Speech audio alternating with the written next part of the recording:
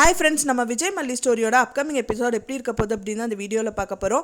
மெயினாக வந்து பார்த்திங்கன்னா வந்துட்டு ரொம்பவே வியக்கிற வகையில் வந்து எபிசோட்ஸ் வந்து காமிச்சிட்ருக்காங்க அப்படின்னே சொல்லலாம். இந்த ஒரு நாள் தான் அப்படின்னாலும் வந்துட்டு மல்லியோட சந்தோஷம் வந்து பூரிப்பு ரொம்பவே இருக்குது அப்படின்னு சொல்லலாம். அது மட்டும் இல்லாமல் அன்னபூர்ணியாமாவும் ரொம்ப சந்தோஷம் பண்ணுறாங்க. ரொம்ப அழுதாங்க சாமிகிட்ட சொல்லிட்டு, முருகா ஏன் என்னை இப்படியெல்லாம் படுத்துற அப்படின்னு சொல்லிட்டு. ஆனால் அடுத்த நிமிஷமே வந்து மல்லி சந்தோஷமாக இருக்கிற மாதிரி இந்த விஷயங்கள் எல்லாமே பண்ணியிருக்காங்க. மெயினாக அந்த இன்வெஸ்டிகேஷன் ஆஃபீஸர் வீட்டுக்கு வந்ததும் வந்துட்டு முருகர் செஞ்ச வேலையாக தான் இருக்கும் அப்படிங்கிற மாதிரி தான் எபிசோட்ஸும் வந்து காமிச்சிட்ருக்காங்க.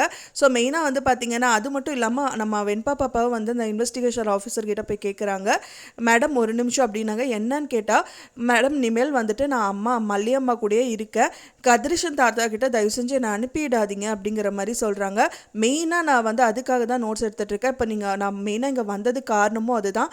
நீ எங்கே இருக்கணும் அப்படின்னு டிசைட் பண்ணுறதுக்கு தான் நான் எழுதிட்டு இருக்கேன் அப்படிங்கிற மாதிரி சொல்கிறாங்க.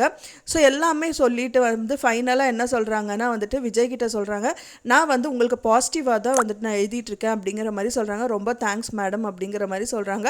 அது மட்டும் இல்லாமல் ரொம்ப பூரிப்பாக இருக்குது இந்த மாதிரி ஒரு ஃபேமிலியாக பார்க்கறக்கு அப்படிங்கிற மாதிரி சொல்கிறாங்க. நான் நிறைய இடத்துக்கு போயிருக்கேன், ஆனால் வந்து நான் வேத்த ஆள் மாதிரி தான் வந்துட்டு எல்லாருமே பிஹேவ் பண்ணியிருக்காங்க.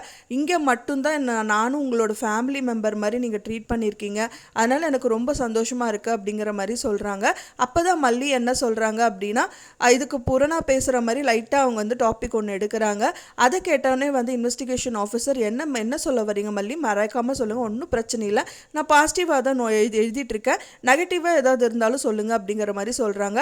ஒன்றும் இல்லை, நான் காசுக்காக இல்லை, ஆனால் வந்து இந்த காசுக்காகலாம் நான் இங்கே வாழலை அப்படிங்கிற மாதிரி சொல்கிறாங்க. ஃபைனலாக வந்து டாப்பிக்கை மாற்றிடுறாங்க. இல்லை சாமி என்ன சொல்கிறதோ அதுதானே நம்ம பண்ண முடியும், நம்ம ஒன்று நினைக்கிறோம் கடவுள் ஒன்று நினைக்கிறாரு அப்படிங்கிற மாதிரி டாப்பிக்கை மாற்றிடுறாங்க. ஸோ இதோட வந்துட்டு அந்த ப்ராப்ளம் வந்து சால்வ் ஆயிடுது அப்படின்னே சொல்லலாம். அடுத்தது வந்து பார்த்திங்கன்னா அவங்க ட்ரிப்பு போகிறதுக்கு பிளான் பண்ணிகிட்டு இருக்காங்க. நம்ம விஜய் கிட்ட வந்துட்டு பார்த்திங்கன்னா வெண்பா வந்து கேட்குறாங்க, டாடா நம்ம எங்கேயாவது போகலாமா அப்படிங்கிறாங்க. விஜயும் வந்துட்டு ஓகேன்றாங்க. மல்லி அம்மாவும் கூட்டிகிட்டு போகலாம் அப்படிங்கிற மாதிரி பிளான் பண்ணியிருக்காங்க. ஸோ அதுக்கும் ஓகே அப்படின்னு சொல்லிட்டு அவங்க டாடா சொல்லிடுறாங்க. மல்லியும் வந்து கேட்கும்போது எங்கெங்க போது சும்மா அவுட்டிங் தான் அப்படிங்கிற மாதிரி சொல்கிறாங்க. ஸோ அவங்க வந்து ரொம்ப திகைப்பில் வந்து தலையை லைட்டாக ஷேக் பண்ணுறாங்க.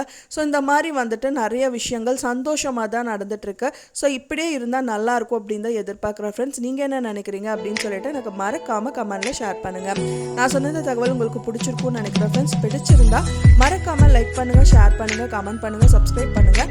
மேலும் இன்னொரு மல்லி சீரியல் அப்டேட்டோட நெக்ஸ்ட் மீட் பண்ணுறேன். தேங்க்ஸ் ஃபார் வாட்சிங் மை வீடியோ ஃப்ரெண்ட்ஸ். நெக்ஸ்ட் வீடியோவில் பார்க்கலாம்.